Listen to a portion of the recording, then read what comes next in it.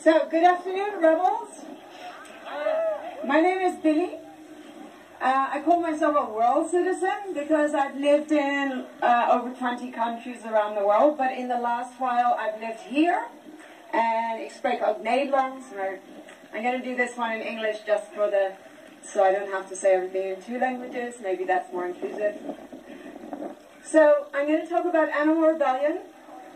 In the summer of 2019, I heard about a new climate group forming in London, calling themselves Animal Rebellion.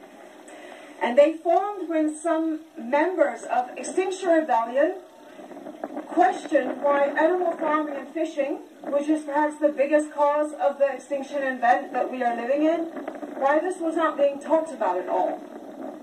And XR founders met with members of the animal justice movement, and in this way Animal Rebellion was born.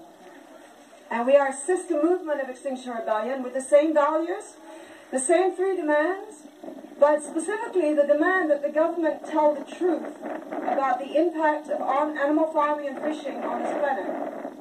And also to demand the transition to a just and sustainable plant-based food system for all.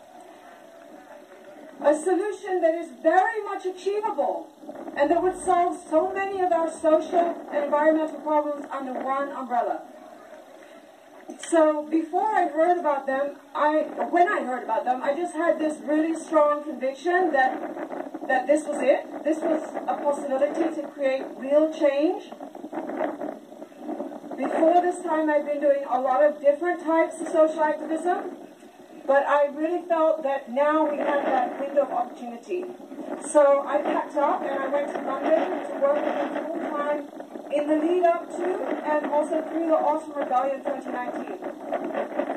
Our first aim was to motivate 10,000 animal rights activists to travel also to the streets of London to join Extinction Rebellion for the Autumn Rebellion. So we spent our time traveling around the country, giving our plant-based future climate talk, where we laid out the undeniable science that if we don't transition to a plant-based food system, there is no way that we can achieve the goal of net zero emissions by 2025. And also trying to motivate people to rebel, to join Extinction Rebellion. So when October came, we all joined Extinction Rebellion on the streets of London, and we also carried out our own hallmark actions. And for such a new group, we had over 300 media appearances on all the major outlets. So when I returned to Amsterdam at the end of the year completely exhausted, then me and some other Dutch rebels, we formed Animal Rebellion Netherlands. And we were active throughout the whole of 2020. Last September we also had a rebellion in Brabant, which is the heart of the animal farming industry, where farming pollution levels are more than twice the health limit. And this spring, we were so honored also to join you for the kickoff of the Spring Rebellion here in Amsterdam. And I also want to ask you to keep your eyes open for another big XR Animal Rebellion action coming up this week. Yeah, so look out for that. It's going to make some headlines. So, our civilization is built on two massive ancient machines. The burning machine, the burning of forests and now fossil fuels, and the killing machine that now kills 80 billion land animals and 1 to 3 trillion fishes every year. All of these sentient individuals. It is an endless war on nature. And then we wonder why we are in this situation. We grow 6 times the food we need just to feed the farmed animals. And to do this, we clear more and more land so that every day 200 more species go extinct forever.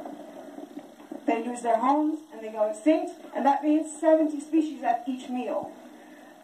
And we have to all question, how are we using the earth? How are we using our resources?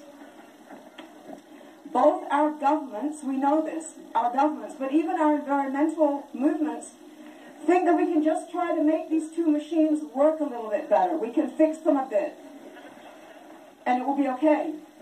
But it's time to recognize that both these machines are fundamentally dysfunctional, and we need a complete shift in our relation to our shared planet home.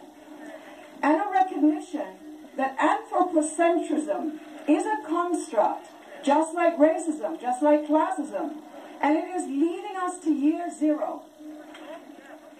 It's time to recognize that human supremacy and speciesism is the bedrock foundation for every other oppression. And only when we recognize this can we begin, together with all other species, to rebuild our world. A world where we can all thrive. This future is possible, and it's why I'm here.